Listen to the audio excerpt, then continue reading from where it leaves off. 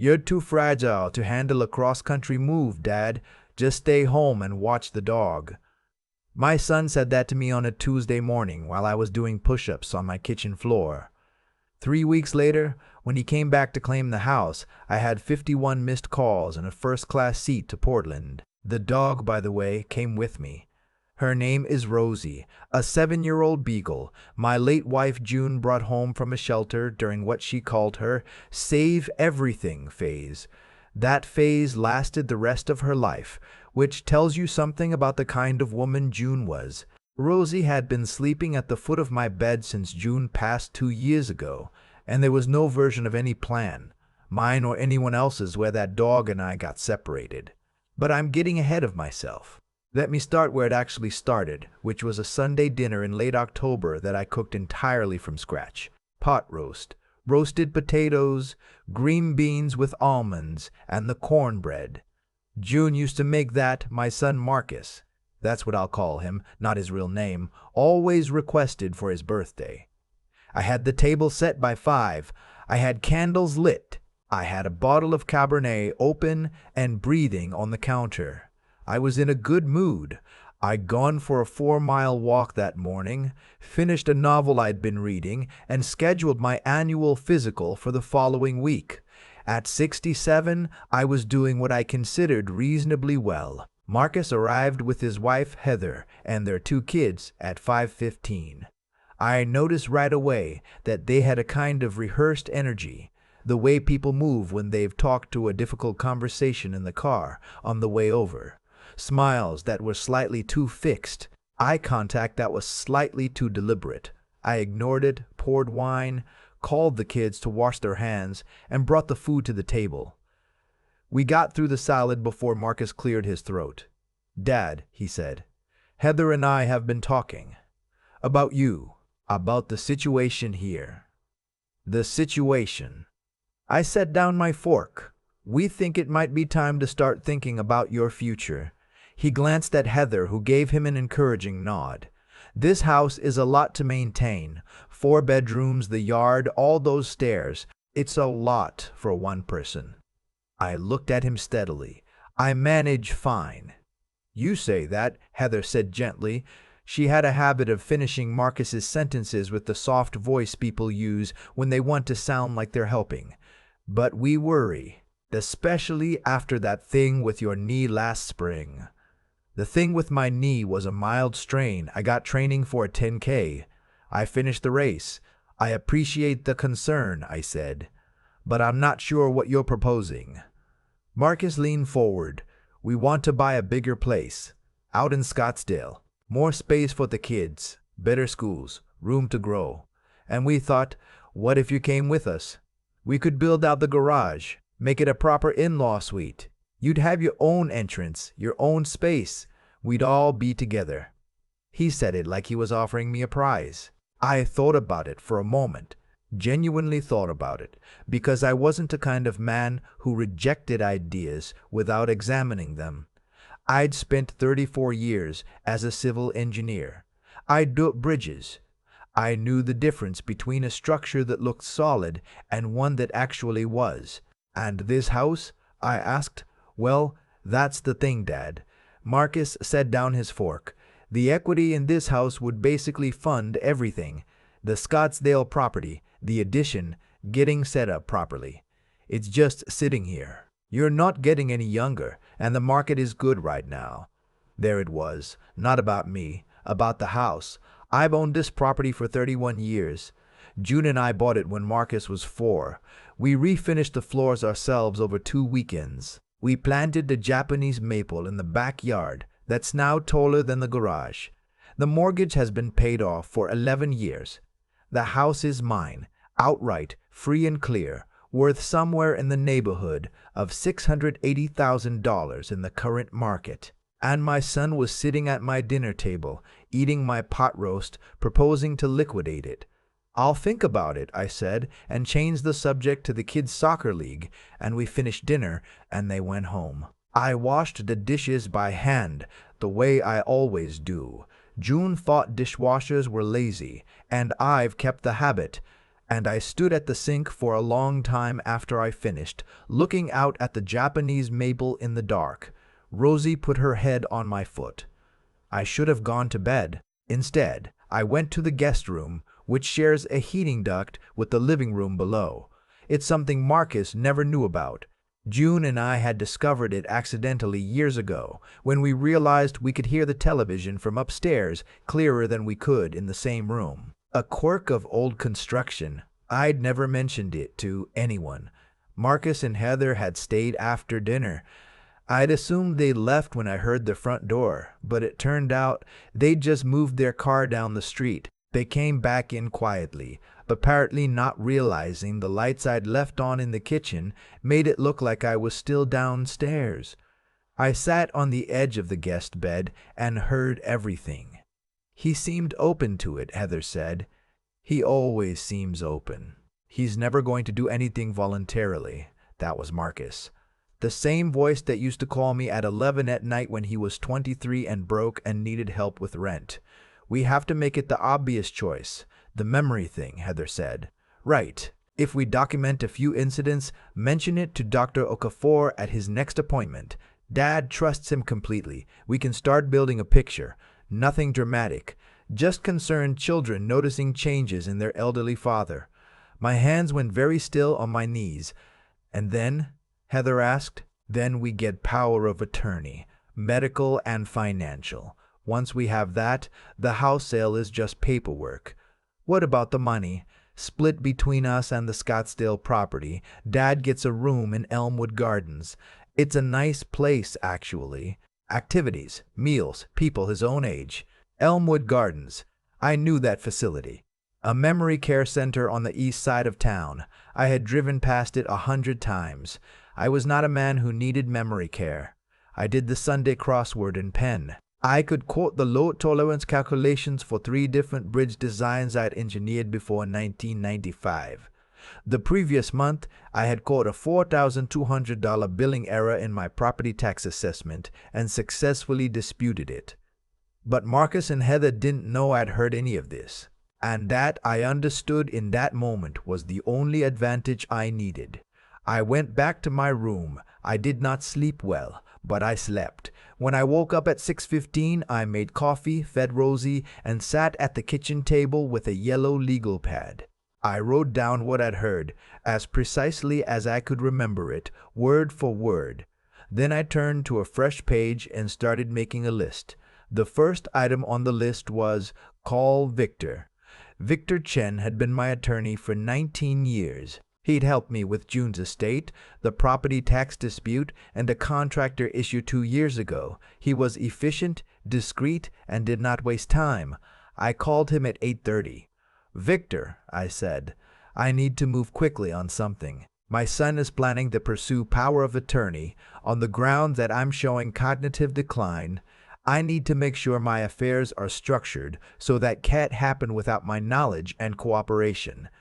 Brief pause. "How quickly are we talking?" "Before my next doctor's appointment." 3 weeks. "Come in tomorrow morning. We'll update your advance directive, lock down the durable power of attorney, so it requires 2 independent physicians to certify incapacity, and I'll draft a letter of competency for Dr. Okafor to sign after your physical." Standard protocol for exactly this situation. Standard protocol. I wasn't the first father to be outmaneuvered like this. That thought was somehow both comforting and enraging. "There's something else," I said. "I want to explore selling the house on my own terms." Another pause, this one more thoughtful. "To take the asset off the table?"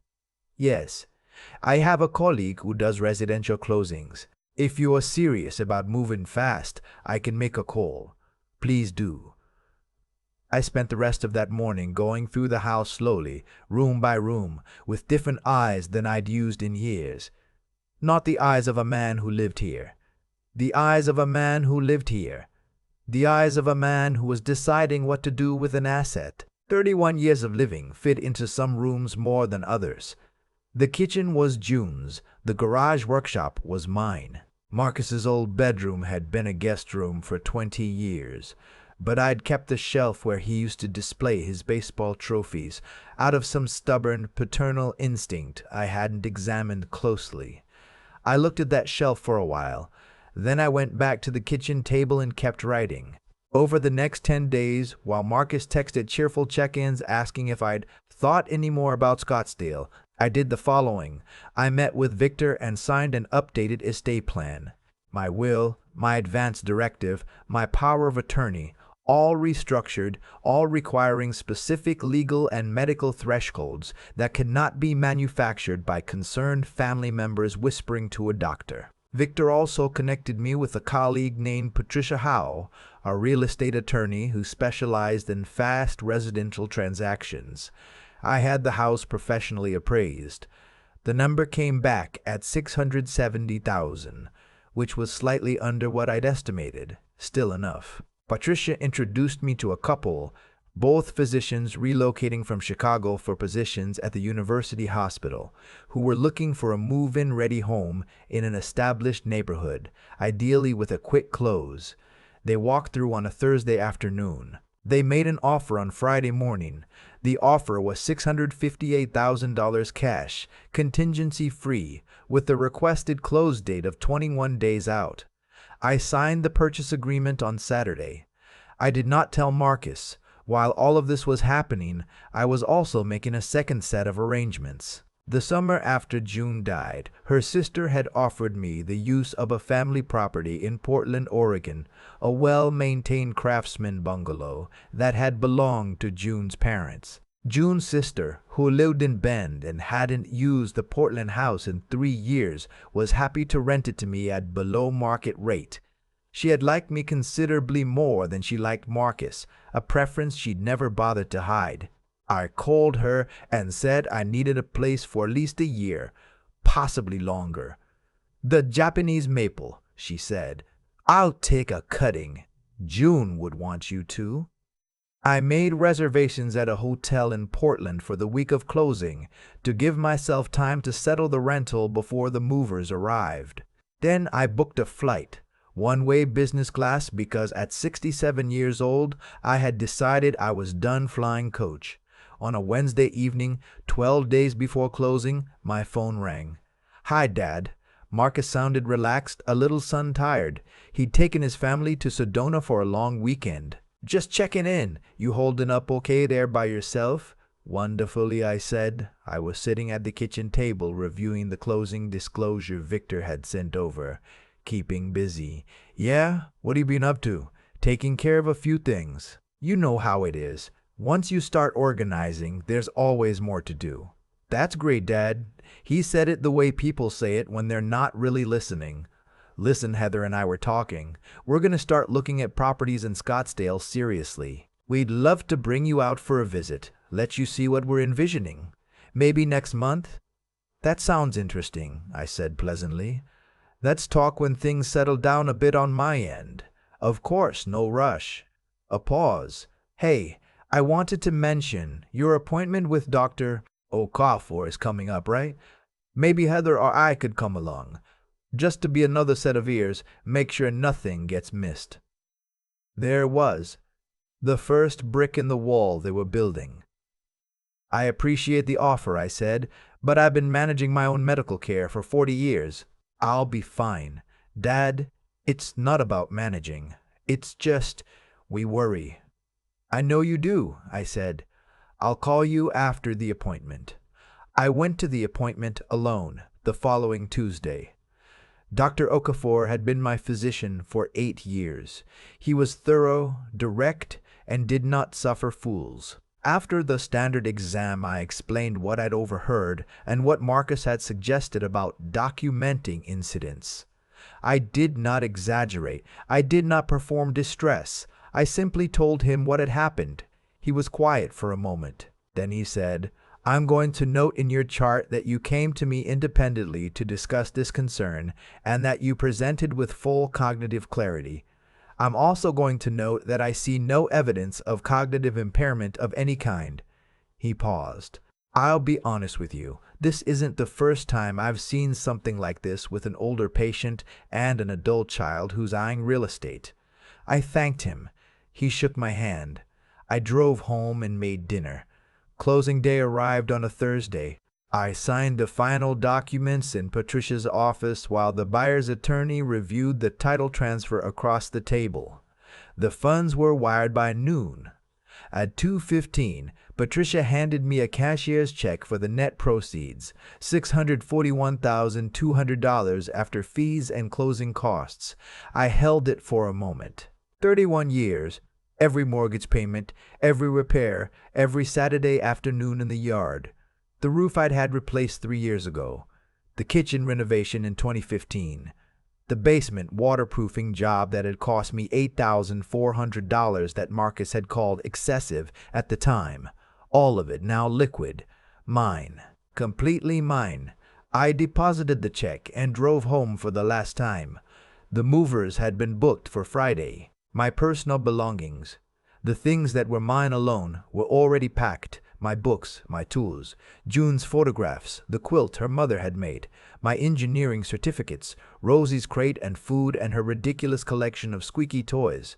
The furniture I was leaving for the buyers as agreed, which suited me fine. I'd buy new furniture in Portland that didn't carry the weight of the last 2 years. I packed the car Thursday evening. Rosie watched me with the particular attention she reserves for luggage, which she has learned to associate with travel. "You're coming," I told her. She wagged once, decided she believed me, and went to get her rope toy. I called Marcus on Thursday night. He answered on the second ring, which told me he'd been hoping I'd reach out, probably wanted to schedule the Scottsdale visit. "Hey, Dad, what's up? I wanted to let you know I've made some decisions about my situation," I said. "I've sold the house." Silence. "I've also made arrangements to relocate. I'll be settled in a new place within the week." More silence. Then, "You? What? What do you mean you sold the house?" "I mean I've sold the house. The closing was today. The new owners take possession tomorrow." "Dad, you can't just, without talking to us." His voice was climbing. "Where are you going? What did you do with the money?" "I made arrangements," I said again. "My attorney has all the relevant documentation if anything legal needs to be addressed." "Your attorney?" A pause, and then Heather's voice in the background asking what was happening. "Dad, we had plans. We had a whole plan for you, for your future." "I know," I said. A beat. "I know about Elmwood Gardens," I said. "I know about the power of attorney. I know about what you told each other you'd say to Dr. Okafor." The silence that followed was a different kind of silence. "I heard you," I said quietly. "The heating duct in the guest room? You were in the living room. I was upstairs." "Dad, I'm not angry," I said, which was partly true. "I'm disappointed. There's a difference. I spent 34 years building things that were supposed to last. I thought that included our family." I paused. "The kids' things are in the guest room. I left them there deliberately. Please make sure they get them." "Dad, please, can we talk about this? Just come over or let us come to you." "I'll be in touch," I said, "when I'm ready." I hung up. My phone started ringing within 90 seconds. I turned the volume down, set it on the counter, and watched Marcus's name appear and disappear 7 times while I finished my tea. I left the next morning at 6:15, before the movers arrived, because I'd arranged for the key handoff with Patricia remotely, and there was nothing left for me to do in that house. Rosie was in the back seat with her rope toy and a new travel water bowl. I'd packed sandwiches and filled a thermos with coffee. The drive from Phoenix to Portland is roughly 18 hours. I stopped in Las Vegas for the night. Not to gamble, just to sleep in a decent hotel with a pet-friendly ground floor room. Rosie seemed to enjoy the unfamiliar smells in the parking lot. I read for 2 hours and slept 8, which is more than I'd slept in weeks. I checked my phone before I went to sleep.